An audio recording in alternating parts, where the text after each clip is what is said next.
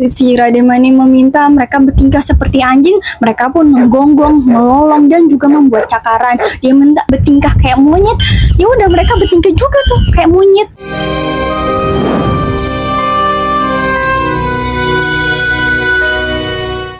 Ubur-ubur ikan lele, assalamualaikum le. Halo semua, terima kasih udah klik video ini.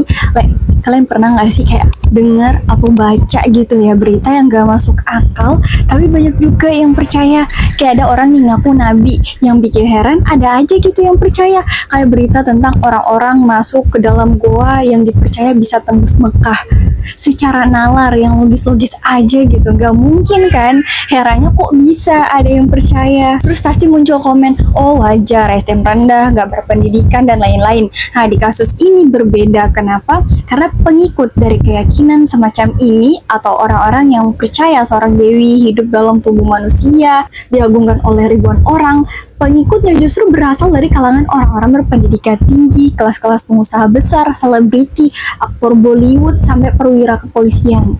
Ayo, mau komen apa? Padahal kan asumsi umum orang-orang yang bisa dipengaruhi dengan hal-hal beginian yang gampang ditipu gitu ya, biasanya mohon maaf yang miskin, buta huruf gitu-gitu kan. Kenyataannya tokoh yang akan aku bahas ini dihormati oleh banyak kalangan atas dari keluarga pebisnis kaya. Kok bisa? Padahal ya, tokoh ini lulus sekolah aja kagak le. Ayo loh, gaskan lah, mari kita bahas ceritanya.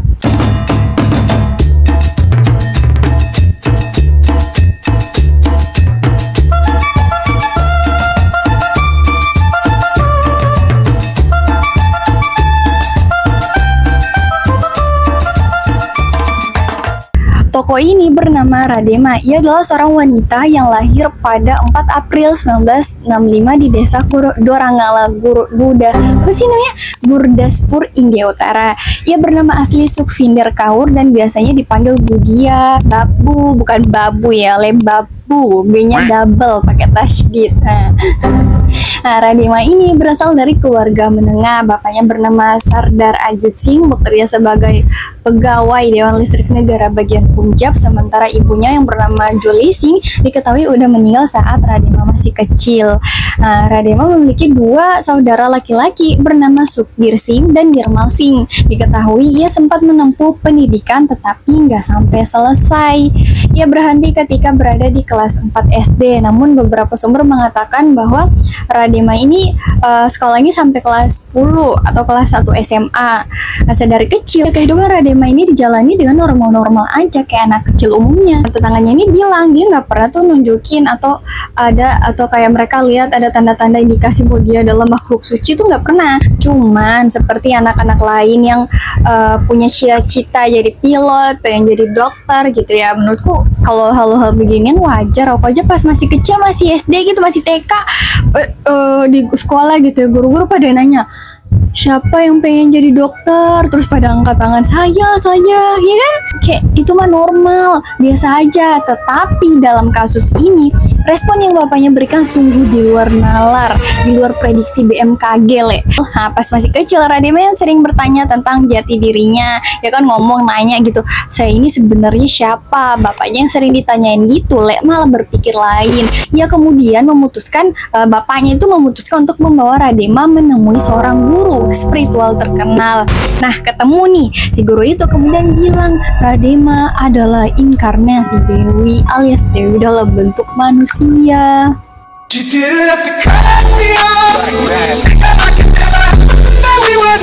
Singkat cerita, saat dia memasuki usia transisi dari remaja ke dewasa, yaitu sekitar umur 17 tahun, Radema memutuskan menikah dengan seorang pria dari keluarga menengah ke bawah bernama Mohan Singh yang sehari-harinya bekerja sebagai penjaga toko permen. Dari pernikahan ini, meskipun saat itu ia masih berusia sekitar 20 tahun, Radema sudah memiliki 2 orang putra bernama Harjinder Singh yang biasa dipanggil Nisu dan siapa yang namanya? Dan Bhupender Singh yang biasa dipanggil Bunti. Setelah menikah dan memiliki keluarga kecil, karena pekerjaan Mohan ya, suaminya itu sebagai pegawai tadi nggak cukup untuk menghidupi keluarganya, Makanya pada tahun ketiga pernikahan mereka, ia akhirnya memutuskan untuk pindah ke luar negeri, tepatnya di negara Qatar, dan bekerja di sebuah perusahaan konstruksi di sana. Singkatnya, ia pun berangkat meninggalkan Radema dan dua orang putranya. Setelah suaminya pergi, Radema dan anak-anaknya ini menetap di sebuah desa kecil, kota ya. Nah, Radema dan anak-anaknya ini menetap di sebuah desa, mau bilang dosa, astagfirullah, menetap di sebuah desa kecil bernama Mukeria, yaitu sebuah daerah yang ada di negara bagian Punjab, India Utara. Untuk memenuhi kebutuhan sehari-hari mereka, Radema mulai tuh membuka sebuah toko kecil ya, toko jahit kecil bersama saudara laki-lakinya yang ia beri nama Babu Tailors. Ini nama tokonya Babu ya, bukan Babu. Nah, di situ ia memberikan pelatihan menjahit kepada para wanita setempat. Walaupun suaminya bekerja di luar negeri, kondisi ekonomi mereka tuh nggak langsung membaik gitu aja. Hal itu membuat Radema terpaksa harus ikut bekerja keras untuk mencari nafkah karena merasa tertekan gitu ya, masih usia 23 tahun, udah punya 2 anak, tanggung jawabnya pasti besar kan. Nah, untuk menenangkan pikiran, ia pun mulai mengunjungi kuil lokal. Di momen itu, ia akhirnya bertemu dengan Sri Mahanram Dendas, yaitu seorang guru spiritual dari 1008 Paramhans Bagdera Mukerian. Panjang banget ya namanya. Nah, dari situ ia bergabung lah itu dengan Paramhans daerah setempat. Dia kan tinggal di Mukeria tuh. Paramhans ini tempat berkumpulnya orang-orang yang mengikuti ajaran dari seorang guru suci. Paramhans adalah sebutan untuk guru spiritual yang udah dianggap sangat-sangat suci. Sedangkan dera kan Paramhans dera itu semacam rumah besar atau tempat berkumpulnya tempat berkumpul untuk kegiatan agama, kayak markas pengikut guru suci gitulah, paham kan? Nah, semenjak sibuk dengan aktivitasnya itu, Radema lalu menitipkan kedua putranya kepada saudara perempuannya. Diketahui selama hampir 6 bulan Radema mendapat pelatihan spiritual dari gurunya itu, yang tadi aku sebutin siapa namanya, itulah 1008 Paramhasdera gitu. Nah, lalu gurunya itu memberikan dia nama Radema yang berarti Ibu Rada, karena aslinya Sukhvinder Kaur. Baru di titik ini ia ganti nama, jadi sebelumnya orang-orang panggil dia Babu, Budia, Kaur gitu, atau Sukhvinder.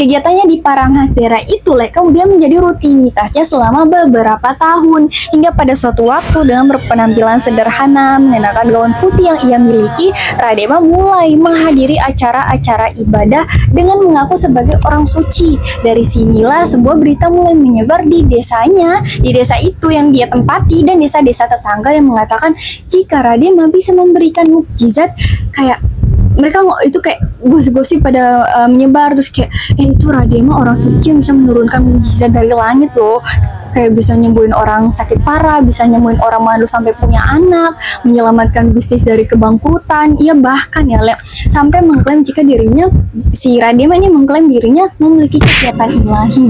Rumor tersebut gak hanya sebatas rumor belaka, karena keluarganya, terutama suaminya sendiri, si Mohan tadi kan kerja di luar negeri ya, itu suaminya sampai membangunkan sebuah kuil untuk istrinya dari hasil tabungannya selama bekerja di Qatar. Jadi mereka percaya kalau Radema ini adalah manusia setengah dewi. Orang-orang di sekitar kuil bahkan memanggil Radema sebagai ibu dan suaminya Mohan dipanggil sebagai ayah.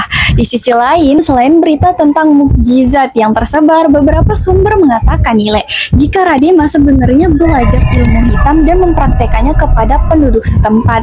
Jadi kayak kelinci percobaannya itu ya desa tempat tinggalnya. Beberapa sumber bilangnya gitu. Nah, sering rumor yang kian hari tersebar, nama Radema makin lagi kenal banyak orang. Ia pun mulai tuh tinggal di rumah para pengikutnya yang sebagian besar adalah pengusaha.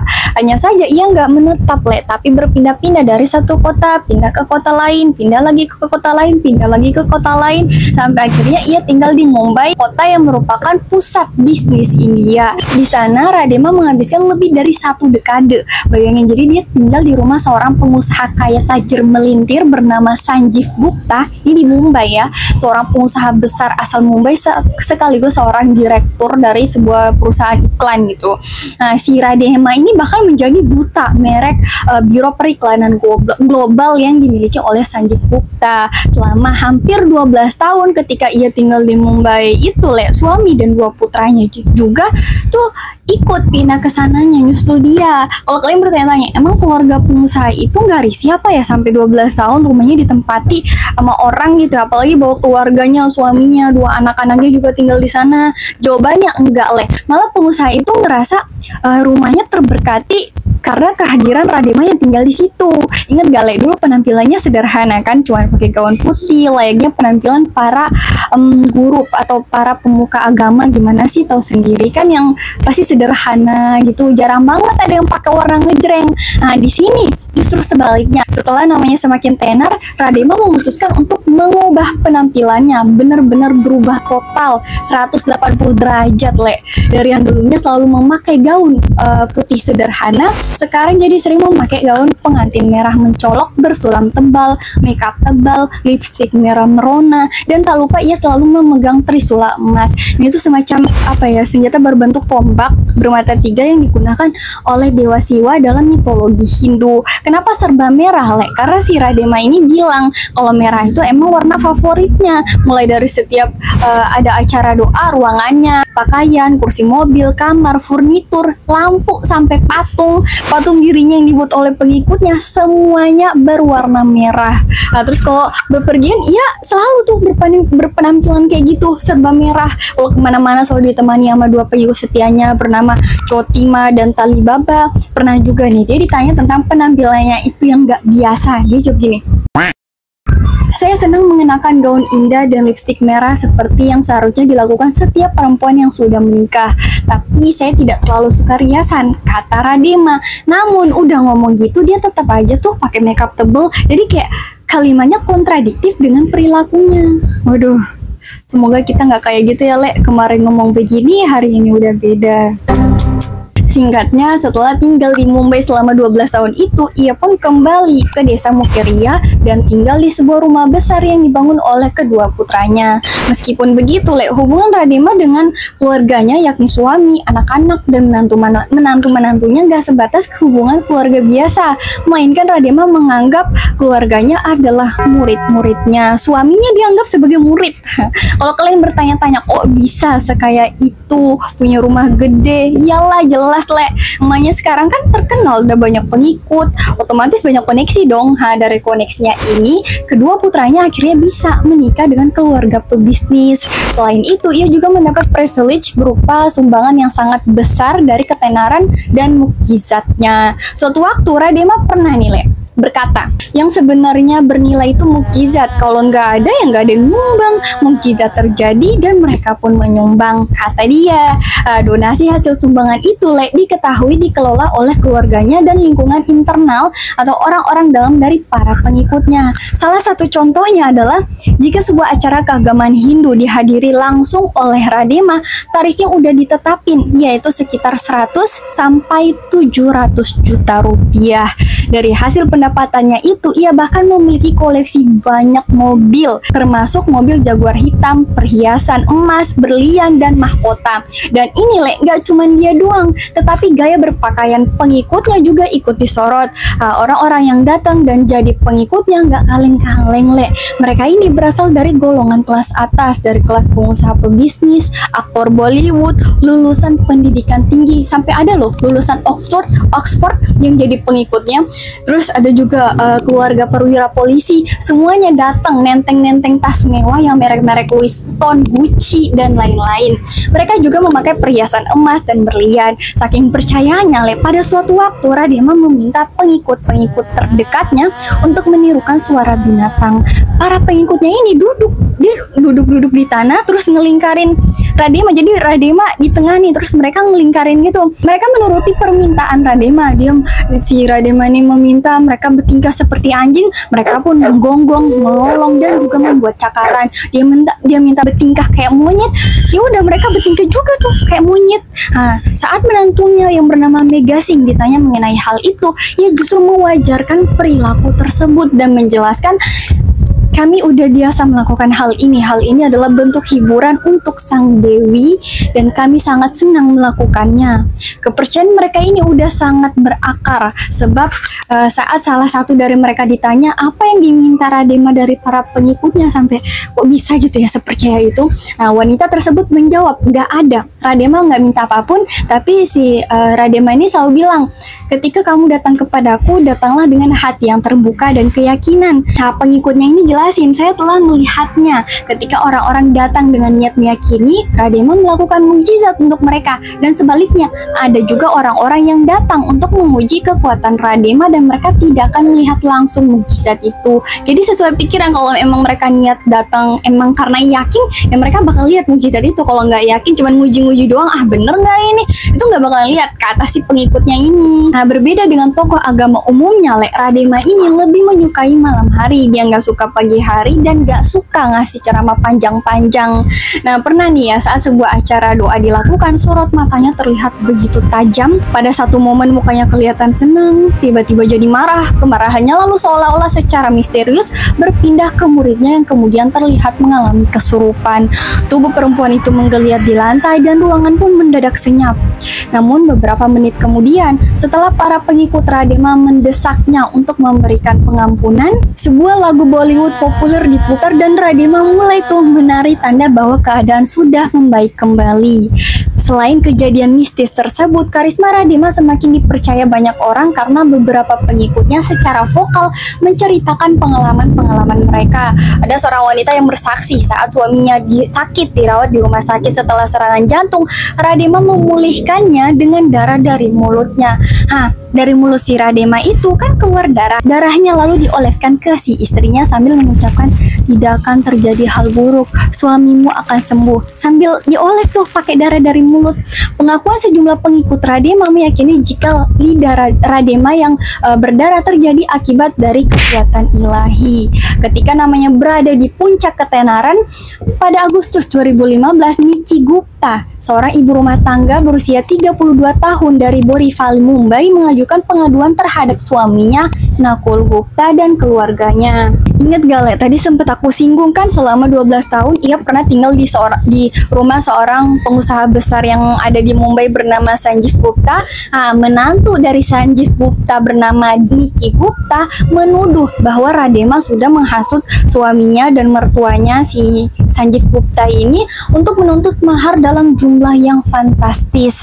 Selain itu, Nikki mengklaim bahwa ia dipaksa untuk bekerja di tempat peribadatan Radema, tempat di mana ia mengalami pelecehan fisik atau disiksa. Bagi yang belum paham, Le, di India gitu, misal setelah menikah terdapat tradisi di mana keluarga pihak suami bisa menuntut, meminta atau menekan pihak perempuan untuk memberikan lebih banyak mahar. Karena konteksnya udah nikah, kalau pihak perempuan, keluarga perempuan menolak, ya si perempuan ini kan dia tinggal di rumah keluarga suaminya. Nah, si istrinya ini bakal hidup gak tenang, bakal disiksa di rumah suaminya sendiri.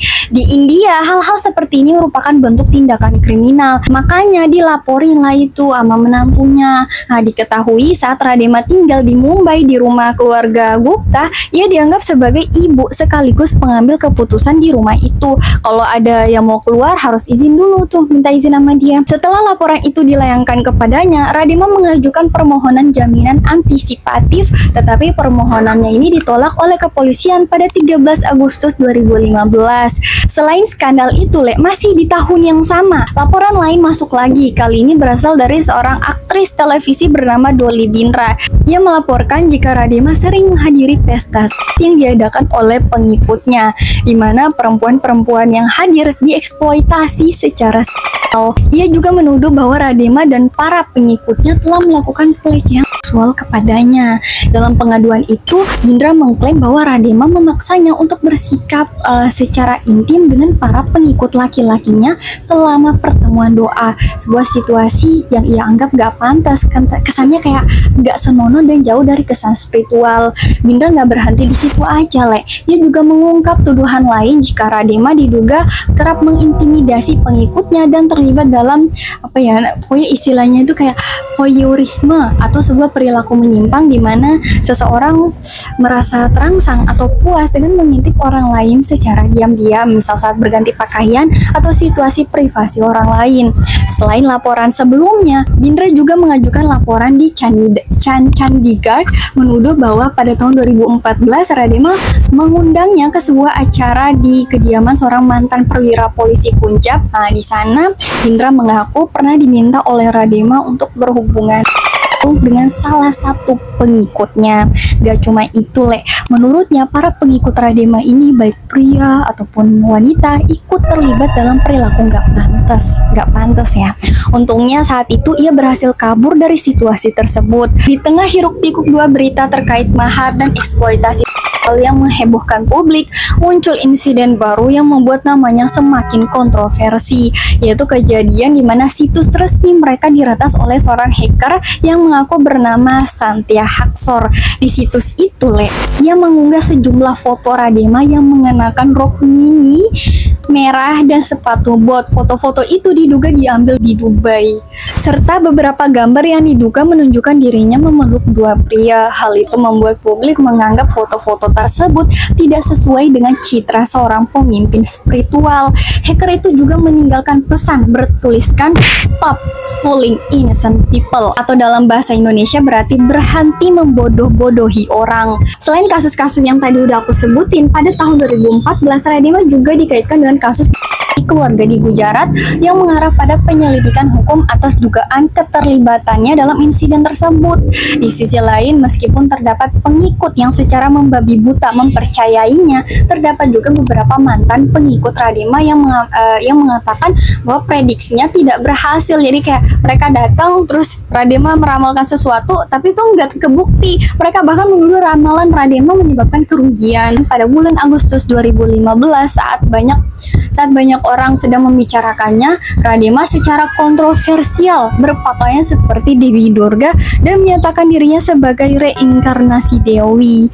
Hal ini memicu tuduhan menghina sentimen agama. Tiap kali dikecam dia cuma jawab, "Saya tidak peduli karena Tuhan mengawasi dari atas sana. Dia menjaga saya." Dia ngomong itu sambil tersenyum.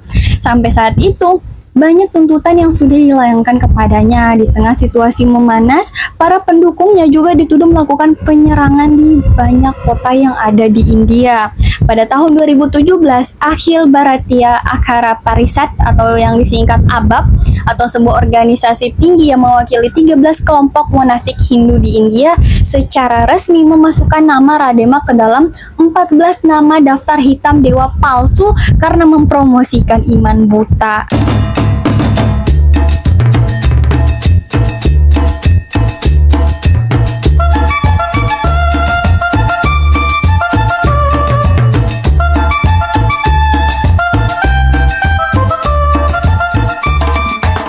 Sekian, gimana kesan kalian setelah menyimak ceritanya?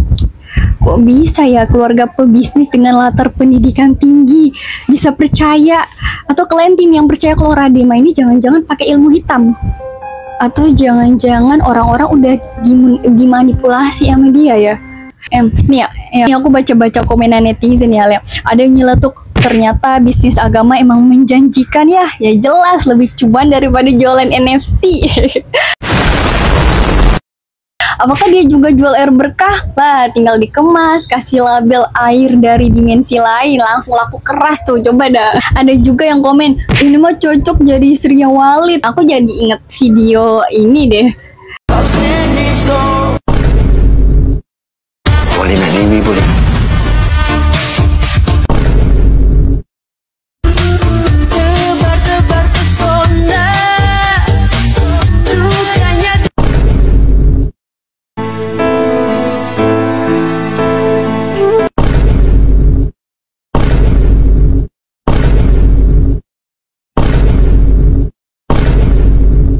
Gara-gara itu ada netizen yang nyamain Indonesia sama India. India sama Indonesia tuh sama, cuman beda agama doang.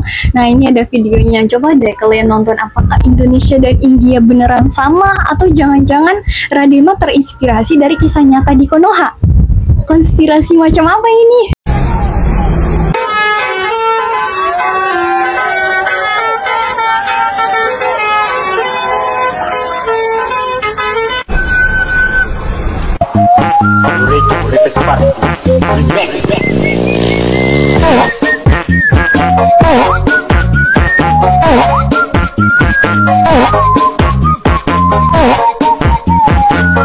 normal-normal aja ya Le ya.